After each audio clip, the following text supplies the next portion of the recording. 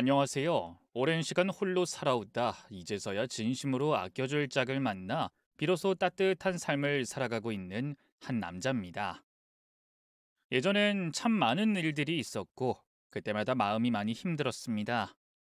누구나 그런 시기를 겪는다곤 하지만 저에게는 마음을 털어놓을 이도 기대서 쉴 어깨도 없었던 터라 더욱 외롭고 고통스러웠습니다. 지금 이 글은 그 가장 어두웠던 순간을 떠올리며 적어 내려가 보려 합니다. 저의 아버지는 제가 아주 어릴 때 세상을 떠나셨고, 어머니마저 제가 중학생이던 시절 하늘나라로 가셨습니다. 그때 저는 고아원 대신 이모의 집에 들어가 지냈습니다. 하지만 따뜻한 보살핌보다는 눈칫밥에 하루하루를 버텨야 했고, 이유 없이 화를 내고 손찌검을 하던 이모부가 너무도 무서워 결국 그 집을 떠나 도망치듯 나올 수밖에 없었습니다. 머물 곳조차 없던 저는 거리에서 노숙을 하다가 우연히 청소년 쉼터에 들어가 잠시 숨을 돌릴 수 있었습니다. 그러나 오래 기대어 있을 순 없었기에 누구보다 일찍 세상에 뛰어들어 일을 시작했죠.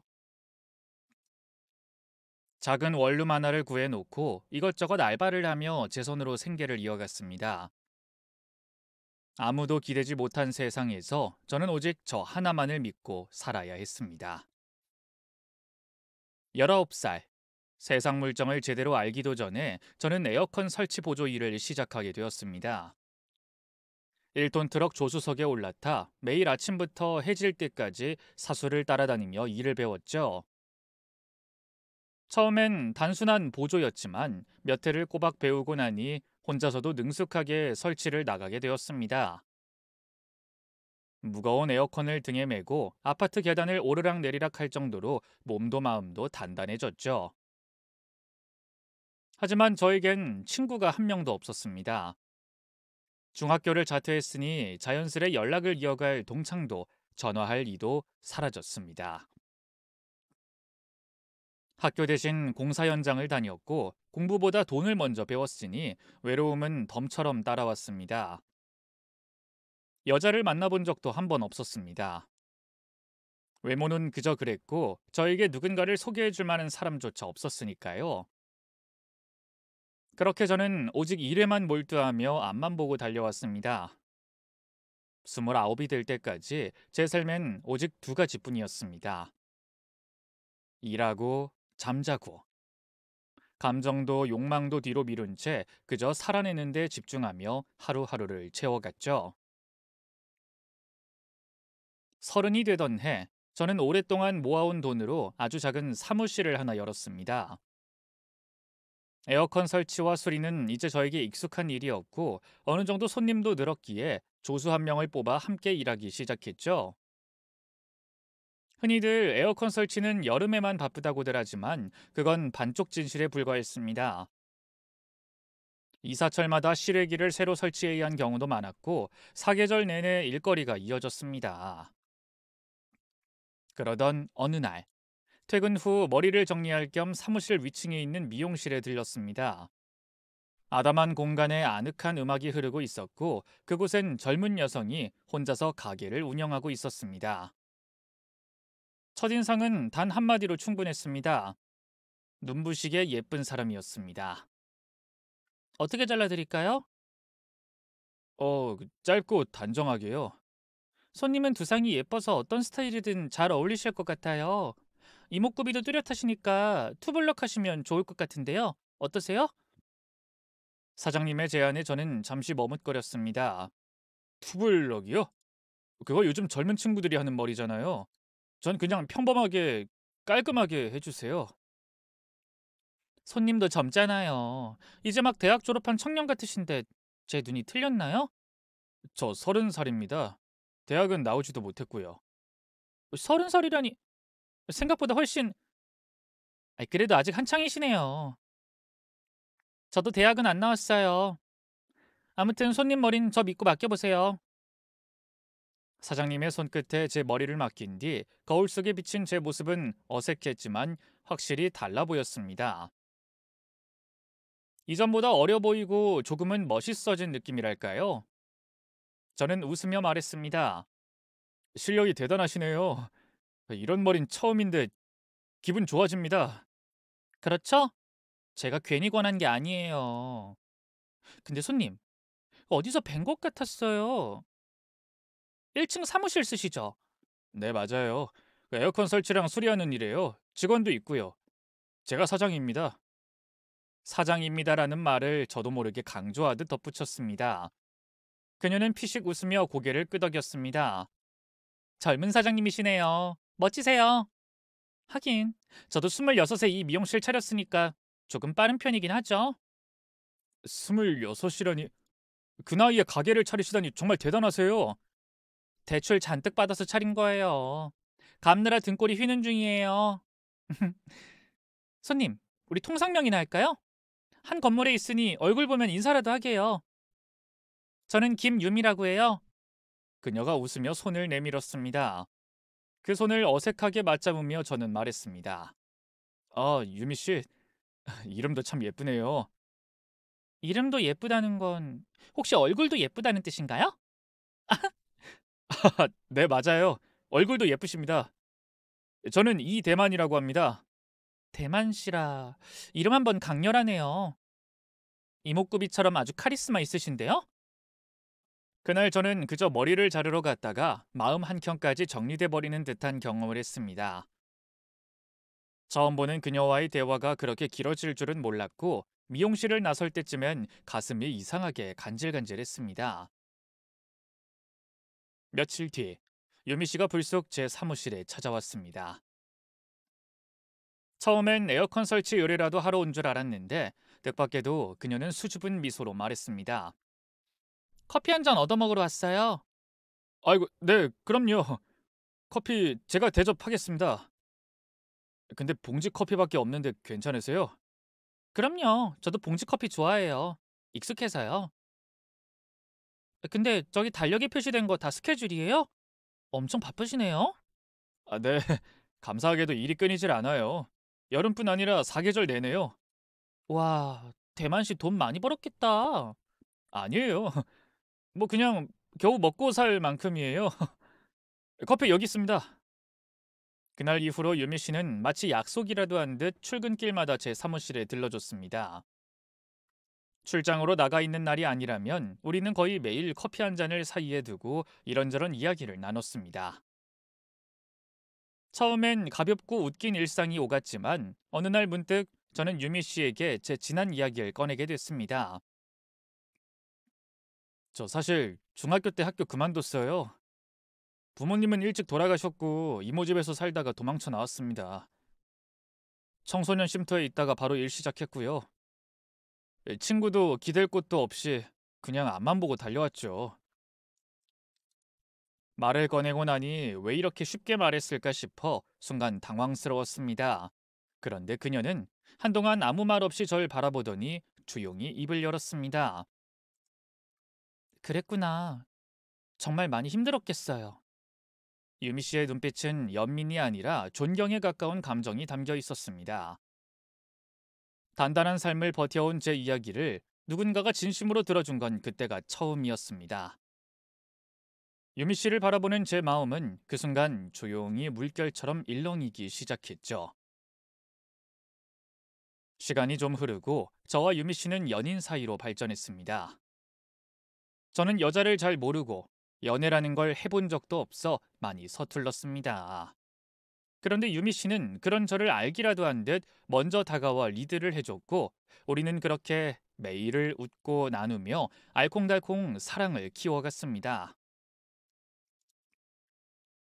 연애를 시작한 지 5달쯤 지났을 무렵 세상엔 유미 씨만 보였습니다. 콩깍지가 씌었다는 말이 이런 거구나. 저는 그때 비로소 그 의미를 온몸으로 깨달았죠. 그러던 어느 날 밤, 유미가 제게 말했습니다. 오빠, 우리 이렇게 매일 밤마다 헤어지는 거 이제 그만하자. 그냥 같이 살아버리자. 뭐? 같이 살자고? 그럼 결혼하자는 말이야? 응. 우리 둘 다 초대할 가족도 없잖아. 결혼식은 생략하고 살림만 차려서 조용히 시작하자. 왜? 오빠 표정이 왜 그래? 혹시 싫어? 그 순간 제 심장은 폭죽처럼 터질 듯 뛰었습니다. 사랑하는 여자가 먼저 결혼하자고 말하는데 싫을 리가요. 기쁨이 목 울대를 차오르다 터져 나왔습니다. 아니, 싫긴 왜 싫어? 너무 좋지. 하자. 우리 결혼하자. 우리 둘이 같이 살면 세상 누구도 안 부러울 거야. 그럴 줄 알았어. 역시 오빠도 나랑 같은 마음이었구나. 그럼 내가 오빠 집으로 이사할게. 지금 내 집? 그 좁은 원룸에? 그러지 말고 우리 신혼집 하나 장만해 보자. 그 정도는 할 수 있어. 내가 돈 많이 모아뒀거든. 아니야. 그 돈은 아껴둬. 나중에 우리 아기 생기면 그때 이사 가자. 아기? 와, 상상만 해도 너무 좋다. 우리 둘 사이에 아기가 생기면 엄청 예쁘겠다. 그날 밤 저는 완전히 넋을 놓고 우리 미래를 그렸습니다. 그리고 바로 다음 날 유미 집에 가서 짐을 챙겼고 우리는 작은 공간에서 소박한 시작을 함께 열었습니다. 하지만 함께 살아가며 알게 되는 것들이 있듯 저는 그제야 아내에게 남동생이 있다는 걸 처음 들었습니다. 어느 날 아내가 한 청년을 집으로 데려와 말했습니다. 자기야, 인사해. 우리 동생이야. 매영, 누나한테 이야기 많이 들었어요. 사실 누나가 갑자기 결혼한다고 해서 걱정이 많았는데 매영 얼굴 보니까 안심이 되네요. 딱 봐도 성실하게 일만 하는 사람처럼 보여요. 맞죠? 그래. 나야 뭐 일하는 걸 좋아하니까. 근데 왜 이제야 동생을 소개해 주는 거야? 미리 말해주지. 아내는 잠시 머뭇거리다가 조용히 말했습니다. 우리 배다른 남매야.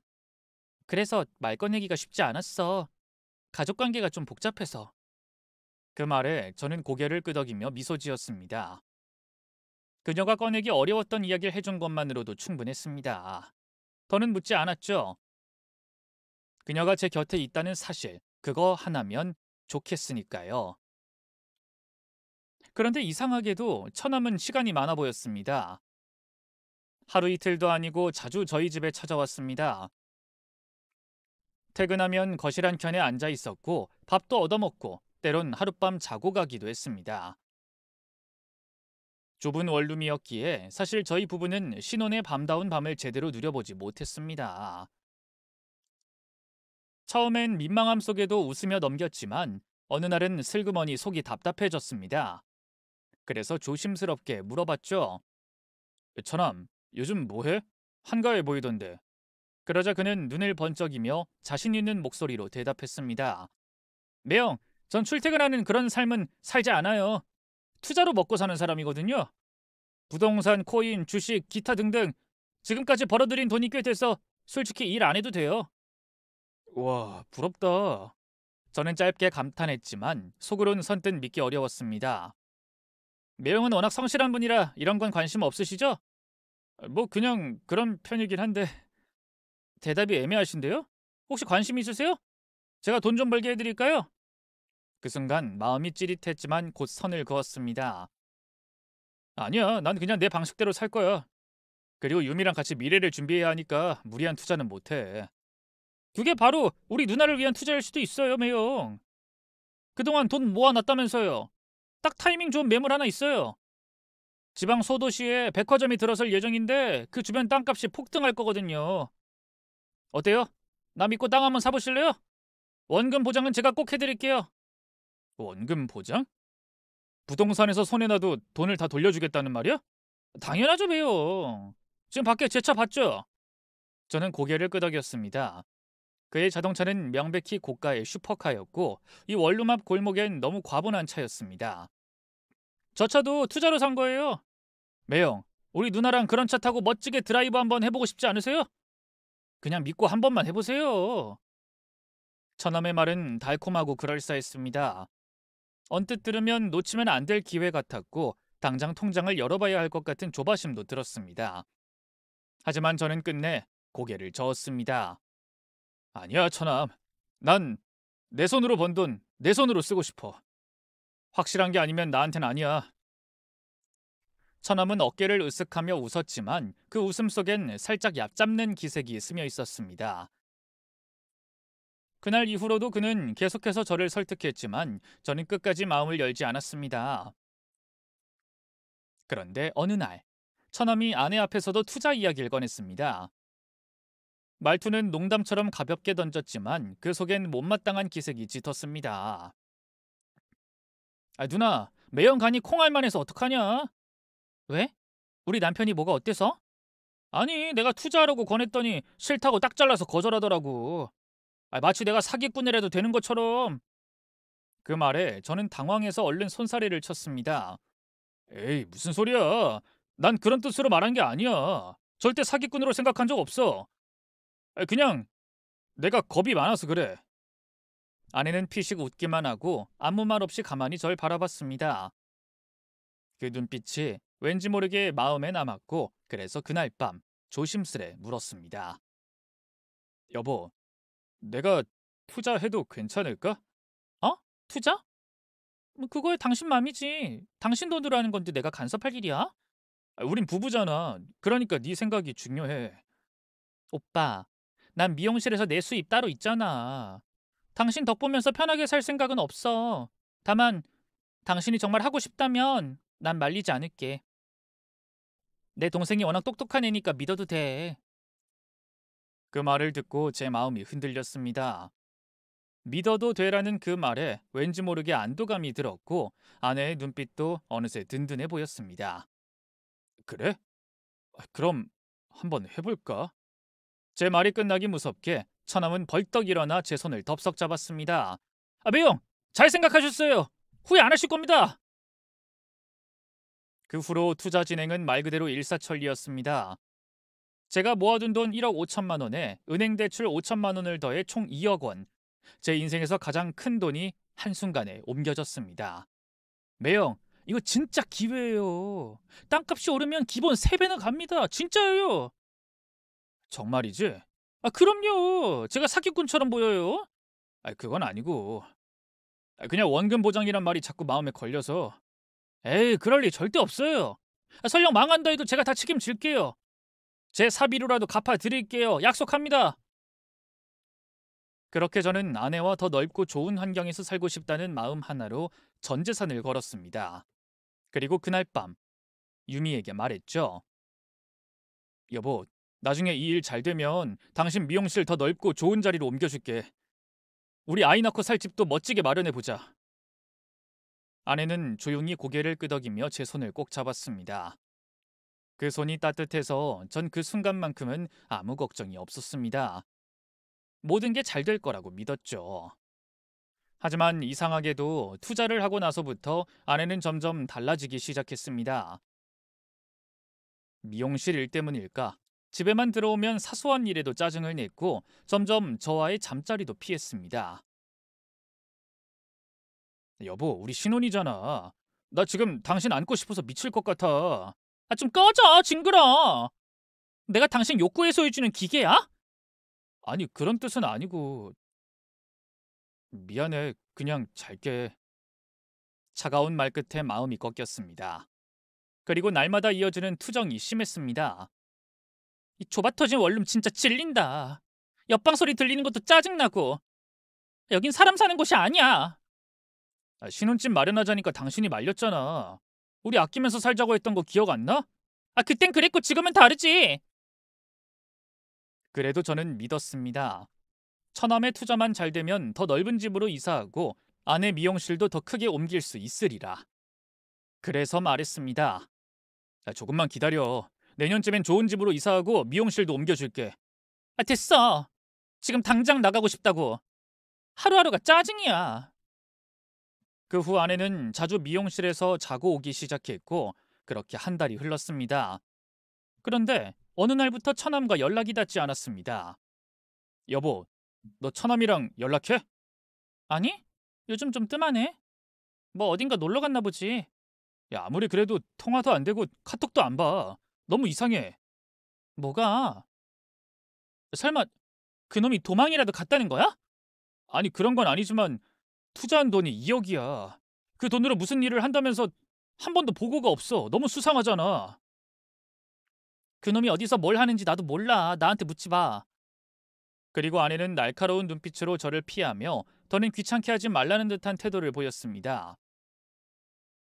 불길한 예감은 점점 현실로 다가왔고 저는 결국 처남이 말한 땅을 확인하러 직접 부동산에 찾아갔습니다. 하지만 그곳에서 돌아온 말은 차가웠습니다. 그 땅요? 여기 주인은 오래된 노인분 한 분이에요. 그분은 30년 넘게 이 땅 지키고 계세요. 팔 생각도 없으시고요. 아, 그쪽 이름으로 된 소유권요? 없습니다. 머리가 핑 돌았습니다. 숨이 막혀왔고 저는 곧장 유미의 미용실로 향했습니다. 여보, 당신 동생이 나한테 사기를 쳤어. 뭐라고? 당신 지금 내 동생을 사기꾼이라고 부르는 거야? 부동산도 가봤고 경찰서에도 갔어. 그놈 이름으로 된 땅 존재하지도 않아. 그래? 그거 참 안 됐다. 안 됐네. 뭐? 그게 끝이야? 그녀는 마치 남의 얘기를 듣는 사람처럼 눈 하나 깜빡이지 않았습니다. 여보, 당장 그놈 불러와. 내 돈 돌려받게 해줘. 왜 나한테 그래? 내가 오빠한테 투자하라고 강요했어? 그냥 당신이 스스로 한 거잖아. 당신 동생이잖아. 당신도 책임이 있잖아. 와, 정말 웃기네. 이제 와서 날 사기 공범처럼 몰아가는 거야? 이런 인간이랑 결혼한 내가 미쳤지. 우리 여기서 끝내자. 혼인신고 안 했으니까 깔끔하게 정리되겠네. 이 미용실에서 꺼져. 뭐라고? 당신 그놈이랑 짠 거지? 나 뒤통수 치려고 처음부터. 그딴 망상 알아서 해. 내가 당신 돈 만져본 적 있어? 나 투자하라고 말한 적도 없고 오히려 당신이 하겠다고 했잖아. 내 동생은 나랑 피는 섞였어도 마음은 딴 사람이야. 내가 그놈이 사기꾼인지 어찌 알아? 나가! 아내는 등을 돌렸고 저는 미용실 유리문 앞에 서서 멍하니 서 있었습니다. 사랑했던 여자는 차디찬 말로 등을 돌렸고 믿었던 가족은 내 모든 것을 빼앗아 사라졌습니다. 세상이 송두리째 무너지는 소리를 그날 저는 분명히 들었습니다. 한심하게 처남에게 사기를 당했는데 아내는 저와 헤어지겠다고 통보하고 미용실에서 문전박대를 했습니다. 일을 하지 못하고 페인으로 시간을 보냈는데 어느 날 경찰서에서 연락이 왔습니다. 처남을 잡았다고요. 그래서 달려가 봤더니 처남은 쇠고랑을 찬 채로 조서를 받고 있더군요.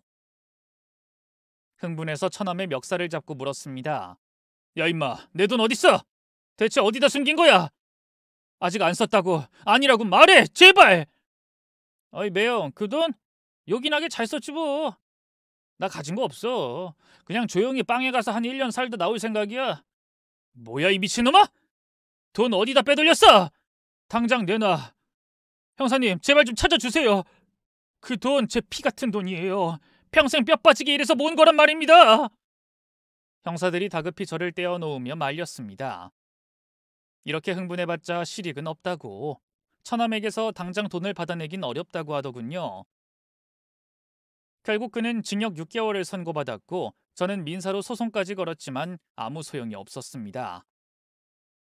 그놈 이름으로 된 재산은 아무것도 없었거든요. 돈은 사라졌고 아내는 제 곁을 버렸고 남은 건 파산 직전의 통장과 깨어진 가정뿐이었습니다. 그때까지만 해도 이 모든 비극이 단순한 배신에서 비롯된 줄 알았습니다.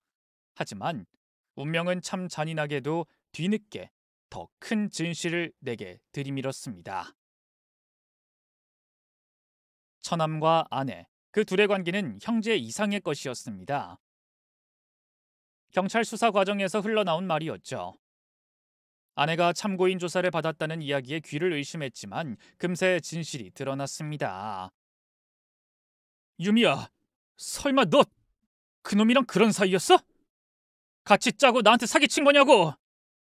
야, 그냥 애인 사이였어. 아, 진짜. 그놈이 그렇게까지 할 줄은 나도 몰랐어. 이게 지금 말이 돼? 뻔뻔하기 짝이 없구나. 처음부터 다 짜고 친 공사였잖아. 내 돈, 내 인생 다 엉망 만든 거잖아. 아, 몰랐다고 했잖아. 나 경찰 조사에서도 무혐의 받았어. 그게 증거야. 유미, 도대체 넌 어떤 인간이야? 날 사랑하긴 했어? 단 한 번이라도? 참 유치하다. 너 너무 순진해서 잠깐 데리고 살면 좋겠다 싶었지. 근데 막상 살아보니까 금방 질리더라. 나 같은 여자랑 몇 달이라도 같이 살았던 걸 그냥 영광으로 생각하고 꺼져. 이 나쁜 인간, 절대 가만 안 둘 거야. 내 돈, 내 인생을 훔쳐놓고 잘 사는 꼴 두고 볼 순 없어. 멍청하긴. 난 무혐의라니까? 법적으로는 아무 문제 없어. 따질 거면 감옥 간 그놈한테 가서 따지라고. 그 말만 남기고 아내는 뒤도 안 돌아본 채 미용실을 정리하고 도시를 떠나버렸습니다. 남겨진 저는 철저하게 무너졌습니다. 사람도 잃고 돈도 잃고 희망마저 잃은 채 술병을 끼고 살아갔죠. 민사소송도 물거품이었고 세상 모든 게 무의미했습니다. 그리고 어느 날 밤, 흐느끼며 걸음을 옮기던 그 길, 한강이 내려다 보이는 다리 위였습니다.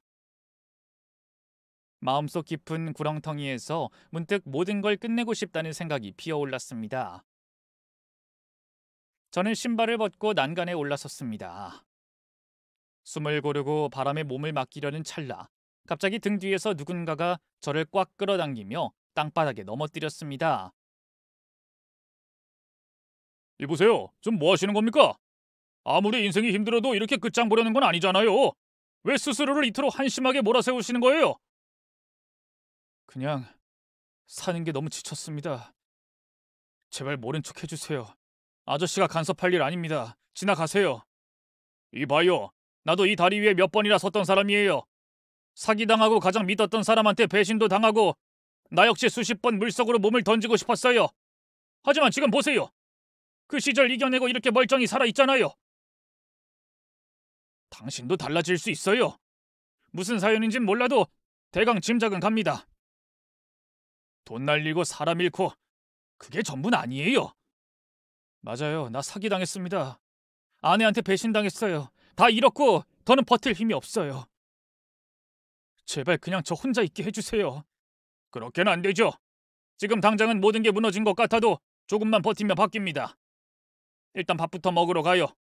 뜨끈한 국물이라도 한 사발 들이켜야 눈에 보이는 것도 달라진다고요. 이 아저씨가 진짜 왜 이렇게 귀찮게 굴어!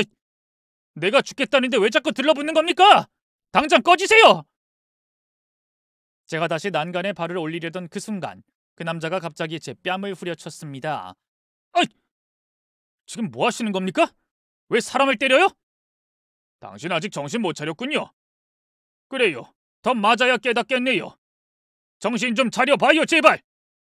그래, 그럼 해보자, 이 자식아! 술기운에 분노까지 얹힌 저는 어떻게든 저항해보려 했지만 몸이 말을 듣지 않았습니다. 결국은 그 남자에게 몇 대 더 얻어맞고 힘없이 주저앉았죠. 그렇게 반쯤 넋이 나간 상태로 그는 저를 인근 식당으로 데려갔습니다. 뜨끈한 국밥 한 그릇을 앞에 두고 국물을 한 숟갈 떠먹는 순간 눈물이 쏟아질 뻔했습니다. 몸속 깊숙이 뭔가가 녹아내리는 기분이었어요. 정말 감사합니다. 절 살려주셔서요. 자, 이제 약속 하나만 합시다. 다시는 저 다리 위에 서지 않겠다고. 예, 약속하겠습니다. 제가 오늘 잘못 생각했어요. 아직 죽기엔 이러고 버틸 수 있는 시간도 살아갈 이유도 남았을 겁니다. 그리고 절 이 지경으로 만든 놈들 반드시 갚아줄 겁니다. 끝까지 갚을 거예요. 그래요. 뭐든 다시 시작하면 됩니다. 다만 한 가지만 기억하세요. 복수는요. 그게 또 다른 지옥이 될 수 있어요. 사는 데 집중하세요. 당신이 다시 웃고 잘 살아내는 것, 그게 진짜 복수입니다. 그 남자의 말은 단순한 충고를 넘어 가슴을 울리는 울림이 있었습니다. 뼛속 깊이 스며들었고 흔들리던 내 중심을 조금씩 되돌려 놓기 시작했죠. 살아내는 게 복수라는 말, 그 말이 자꾸 맴돌았습니다. 맞습니다. 똥을 밟았다고 그 똥한테 소리 지르고 발길질한들 무슨 의미가 있겠어요. 내가 향기로워지는 게 결국 제일 좋은 응징이라는 걸 그날 처음 알게 됐습니다. 빚만 덩그러니 남은 제게 세상은 참 싸늘하고 냉정하더군요. 결국 사무실은 정리했고 겨우 남은 원룸을 빼 그 돈으로 일부 채무를 갚았습니다. 그래도 여전히 잔액은 제 목을 조였고 더는 손 놓고 있을 수 없었죠. 그래서 생각했습니다. 이젠 남 밑에 들어가서라도 일해야겠다고. 그렇게 생계를 위해 에어컨 수리기사 자리를 알아봤지만 웬일인지 마땅한 자리가 없더군요. 채용 공고도 드물었고 그나마 있는 곳도 경력을 보거나 인맥이 있길 바라거나 저는 맨몸 하나로 거리 위에서 일거리를 찾는 신세가 되었습니다. 그래서 하루는 그냥 무작정 걸었습니다.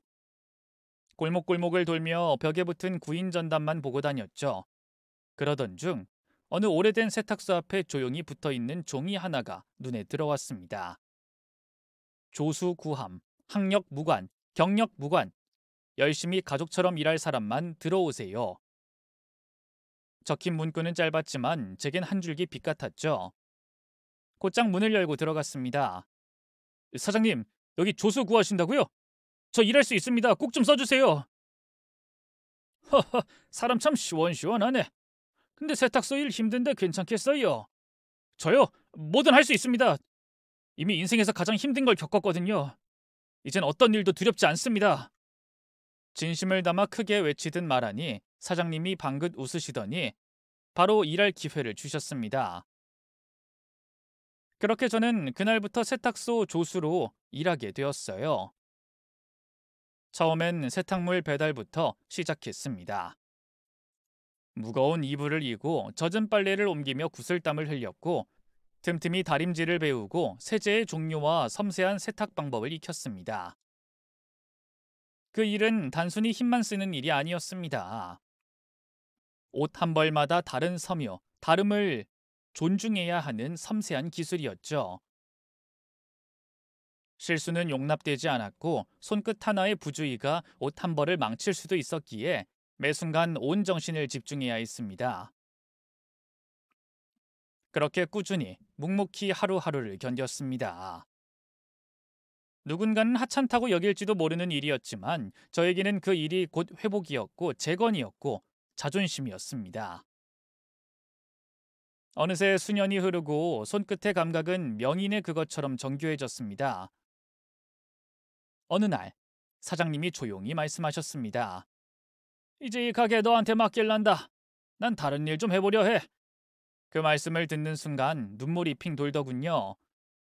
그렇게 저는 세탁소를 맡게 되었고 얼마 후엔 정식으로 인수까지 하게 되었습니다. 5년, 딱 5년이 걸렸습니다. 누군가엔 짧고 누군가에겐 긴 시간이겠지만 제게는 절망에서 희망으로 건너간 달이었습니다. 그 시간 동안 빚도 다 갚았고 마음속에 박혀있던 상처들도 하나하나 말라갔습니다. 더는 아프지 않았고 더는 억울하지 않았습니다. 저는 그렇게 다시 살아났습니다. 그리고 이제는 누군가의 옷을 정성스레 다려내며 저도 제 인생을 곧게 다려내고 있답니다. 정식으로 제 이름을 걸고 세탁소를 인수한 날, 그날은 제 인생의 새로운 장을 여는 아침이었습니다. 유니폼을 단정히 걸치고 세탁소 문을 활짝 열었을 때 마치 새로운 햇살이 제 인생을 환히 비춰주는 기분이었죠. 다짐했습니다. 오늘부터는 과거의 상처 따윈 잊고 땀으로 정직하게 손끝으로 희망을 다려가며 살겠노라고. 그런데 그 첫 시작을 산산이 부숴버릴 존재가 눈앞에 나타났습니다. 첫 손님이었어요. 문이 열리자마자 들어온 사람을 보고 전 그대로 얼어붙고 말았습니다. 숨이 턱 막히고 등줄기로 식은땀이 흘렀죠. 당신 유미? 네가 왜... 아니 설마 아직도 이 동네에서 기어다니고 있었던 거야? 넌 사라졌어야 했잖아. 와, 대박. 그건 내가 해야 할 말이네. 5년 동안 어디 처박혀 있다가 여기서 이런 꼴로 다시 마주치냐? 너답다. 진짜 결국 하는 일이 고작 남의 빨래나 주무르는 거야? 웃기지 마. 내가 어떤 일을 하든 네가 비웃을 자격은 없어. 난 너와 네 내연남한테 인생이 박살났고 그 밑바닥에서 다시 기어올라 여기까지 왔어. 세탁소는 나에게 전부인 곳이라고. 아이고 참. 누가 들으면 억 단위로 털린 줄 알겠다. 고작 2억 가지고 인생이 어쩌고 저쩌고. 징징대는 것도 이제 찔리네. 고작 2억? 네 그 한마디에 내 피와 땀, 내 수십 년이 다 무시당하는 거냐? 네 놈들 짓거리로 내 삶이 산산조각 났어. 그런 네가 그걸 고작이라 표현해? 지금이라도 복수해 줄까? 어? 아우, 몇 번을 말해. 난 무혐의야. 내 애인이 그런 거지. 난 아무 짓도 안 했다고. 아니, 법도 그렇게 판단했는데 왜 너 혼자 아직도 과거에 발목 잡혀 허우적거리냐? 그리고 생각해봐. 네 수준에 나 같은 여자랑 살 수 있었던 게 얼마나 감사한 일이었는지. 넌 얼굴도 안 되지, 키도 작지, 가진 거라곤 미련하게 일해서 모은 돈뿐이었잖아. 근데 이젠 그마저도 없지? 입 닥쳐. 이 공간에서 널 더 보고 있으면 토할 것 같으니까 당장 나가. 나가면 이번 한 번은 봐줄게. 더 나대지 말고 조용히 꺼져. 봐준다니 진짜 웃기네. 너한테 뭘 기대한 것도 없고 무서운 것도 없어. 그리고 잊지 마. 나 손님이야. 이거 내 명품 코트야. 비싼 거니까 실수 없이 깔끔하게 드라이 해줘야 해. 알았지? 빨래 아저씨. 전처가 명품 코트를 건네는 손길엔 모멸감이 묻어 있었고 저는 악취라도 나는 물건을 받아든 듯 손끝이 떨렸습니다. 당장이라도 내던지고 싶었지만 그 순간 또 하나의 존재가 세탁소 문을 열고 들어왔습니다. 자기야, 무슨 일 있어? 안에서 목소리가 좀 크던데.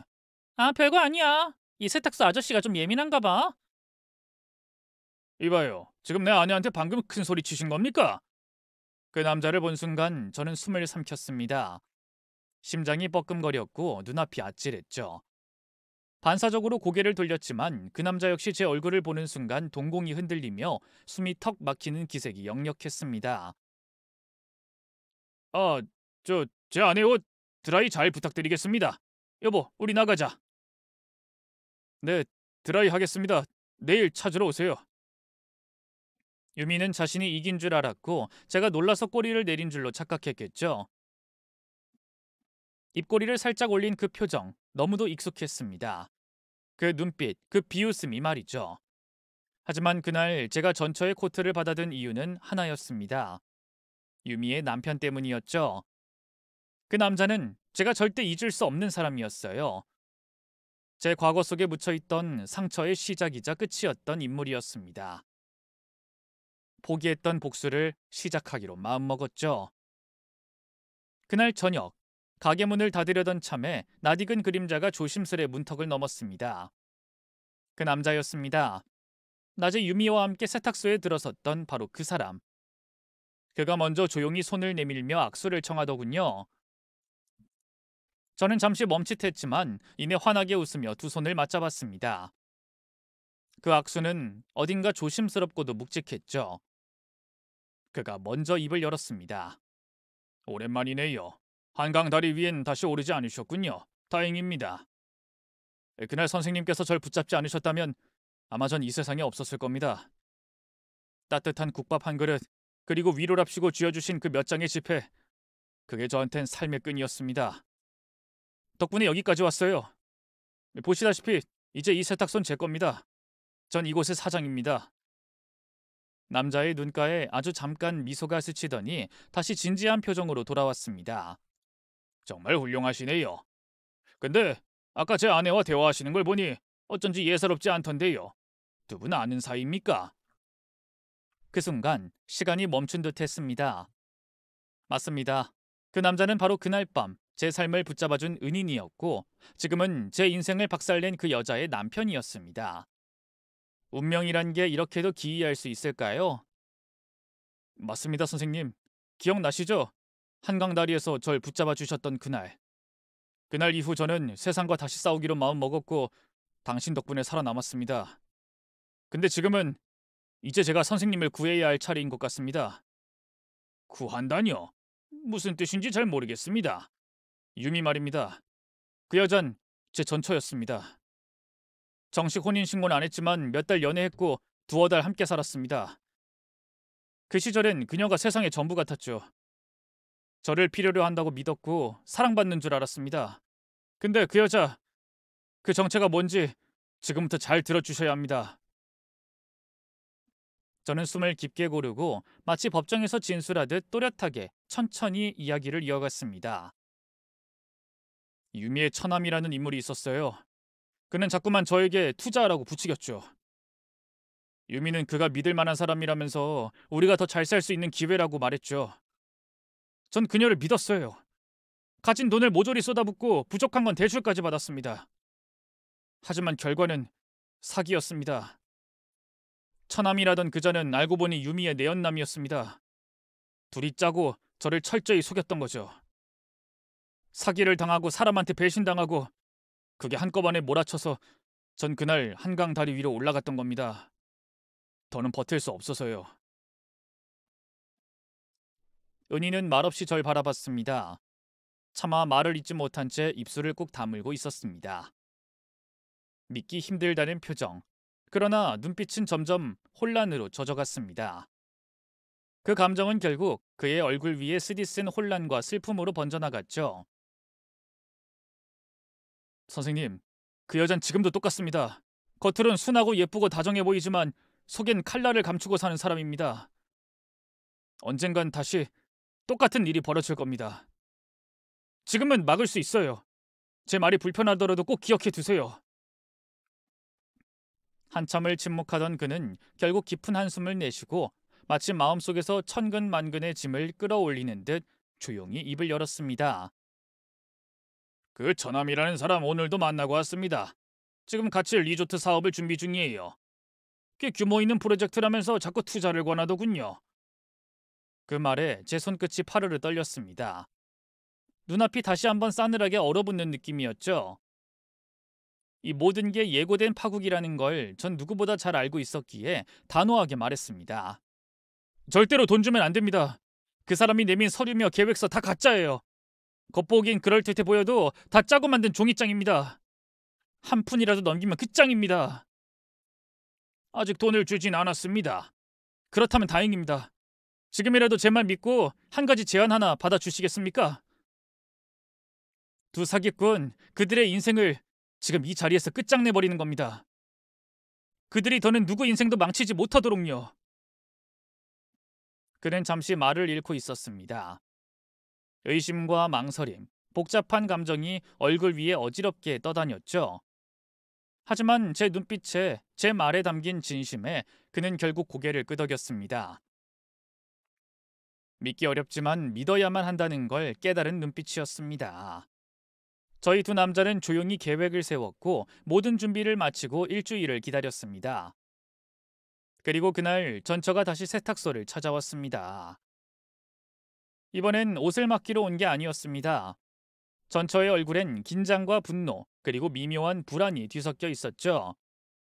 야, 너 설마 내 남편이랑 아는 사이였냐? 혹시 우리 사이에 무슨 얘기라도 했어? 말했냐 그거? 아, 그때 왔던 그 어리버리한 네 남편? 뭐 그 사람 말이야? 난 남 인생에 별 관심 없어. 하긴 너처럼 소심하고 눈치 없고 등신 같은 놈이 나설 리 없지. 괜히 아는 척하고 말 꺼냈다간 네 수준이 들통날 테니까. 근데 말이야, 혹시라도 내 남편이 또 찾아오면 그냥 모르는 척해. 아무 말도 하지 마. 나 지금 아주 잘 살고 있거든? 괜히 방해하지 말라고. 그래? 너야말로 제발 내 인생에 얼쩡거리지 마라. 나 지금 무지하게 바쁘거든? 손 하나 놓을 새도 없으니까. 그래.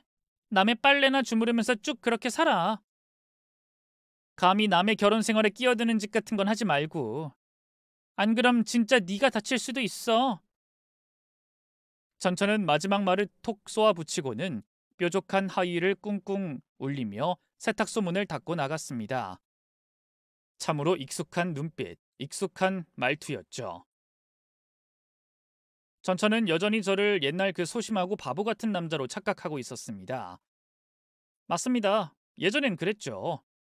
멍청하게 속고 끌려다니고 사랑이란 이름에 헛되이 무너졌던 인간.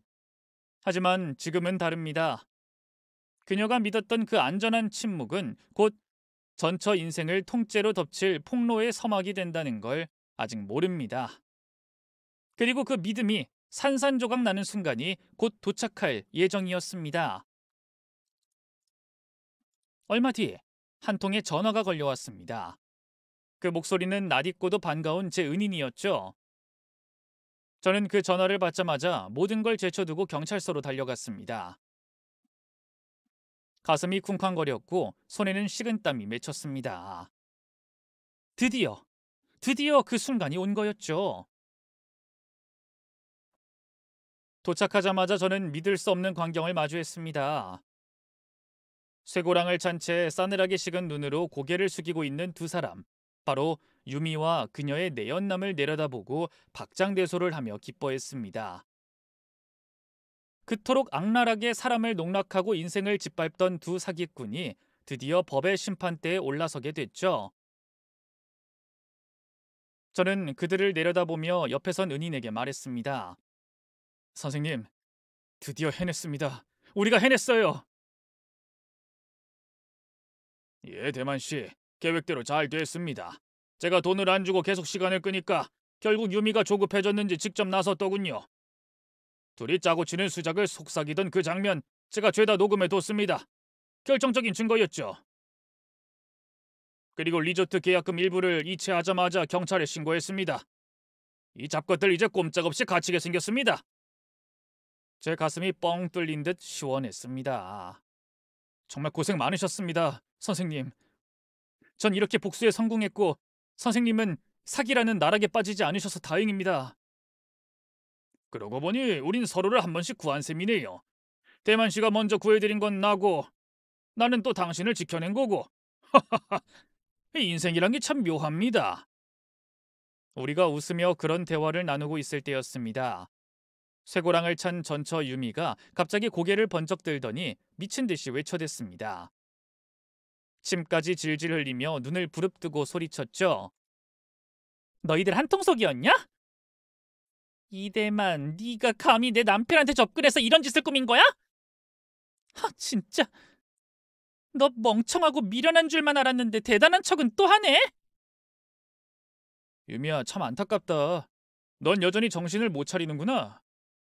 근데 말이지, 너 애인 따로 있으면서 다른 남자랑 결혼까지 하고 사기친 게 그게 정상이라고 생각하냐? 부끄럽지도 않아? 닥쳐! 내가 진짜 사랑한 사람은 내 애인이야. 너희 같은 놈들은 내 껍데기만 안았지 내 속은 한 번도 품지 못했어. 난 처음부터 마음이 거기 있었어. 껍데기든 속이든 너처럼 사람을 도구로 쓰고 돈만 뜯어낸 인간이 무슨 사랑을 운운하냐? 그래, 너희 둘 아주 잘 어울려. 감옥에서 정답게 잘 살아봐라. 참고로 말하자면 네 애인놈은 재범이라 형량이 더 나올 거야. 징역 4년쯤 나올 거라더라. 우리 갈라놓을 순 없어. 감옥에 가도 우린 계속 사랑할 거야. 나와서 꼭 복수해 줄 테니까 각오하고 살아라, 이대만. 네 놈 머리통 박살내버릴 날이 올 거다. 전처의 목소리는 거의 짐승의 비명처럼 날카롭고 어이없을 만큼 절박했지만 누구 하나 거들떠보는 사람 없었습니다. 제가 피식 웃으며 말했죠. 복수? 그건 우리가 해야 하는 거 아니었나? 난 네가 짜고 친 판에 걸려 인생을 잃을 뻔했고 이 형님도 털릴 뻔했잖아. 우리가 복수한 거지, 유미야. 넌 이제 끝났어. 전처는 마지막까지 미친 망아지처럼 날뛰며 온갖 욕설을 퍼부었지만 더는 누구의 마음도 흔들지 못했습니다.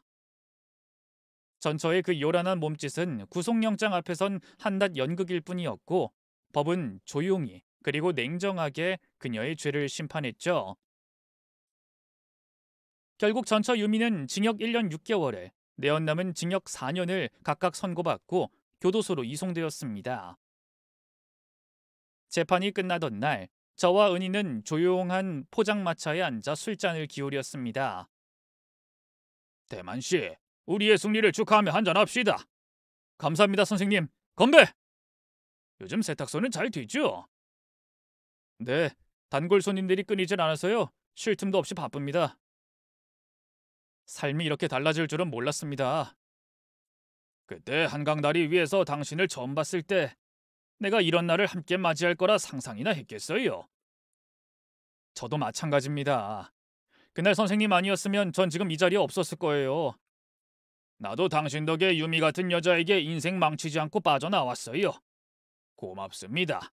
덕분에 살았습니다. 그의 말에 가슴이 따뜻해졌습니다. 그런데 갑자기 뜻밖의 제안을 하더군요. 사실 나한테 여동생이 하나 있는데요. 이혼하고 혼자 지내고 있어요. 착하고 참한 사람이에요. 대만 씨랑 왠지 잘 어울릴 것 같아서요. 만나볼 생각 있으세요? 그 말을 듣는 순간 괜히 웃음이 나왔습니다. 얼굴이 붉어지고 뒷목이 간질간질해졌죠. 아직 만나보지도 않았는데 이상하게 느낌이 좋다는 생각이 들었습니다. 그렇게 우리는 술을 마시고 껄껄 웃으며 각자의 길로 돌아갔습니다. 그리고 지금 이 글을 쓰고 있는 이 순간에 곁에는 언제나 따뜻하게 웃어주는 아내가 있습니다. 그녀는 바로 그 은인의 여동생이죠. 우리는 아들과 딸 두 아이를 낳아 네 식구가 되어 함께 웃고 함께 살아가고 있습니다. 그 형님도 얼마 전 재혼을 해서 더없이 다정한 가정을 꾸렸답니다. 한때는 세상이 다 무너진 줄 알았고 다시는 사랑도 믿음도 못할 줄 알았습니다. 하지만 지금은 이렇게 가족이란 따뜻한 울타리 안에서 하루하루를 감사하며 살고 있죠. 저는 여전히 세탁소를 운영하며 손님들의 묵은 옷을 다리고 얼룩을 지워줍니다. 그리고 틈틈이 썰밤에 나오는 사연들을 들으며 제 이야기도 조용히 써봤죠. 이 글은 한 달에 걸쳐 틈틈이 쓴 기록입니다. 혹시라도 이 이야기를 재밌게 들어주셨다면, 그리고 아주 조금이라도 위로가 되셨다면 그걸로 충분합니다. 자, 이제 저는 다시 다림질하러 가야겠습니다. 혹시 당신도 지금 삶의 깊은 밤을 건너고 있다면 제 이야기처럼 당신의 삶도 다시 빛나길 바랍니다. 감사합니다.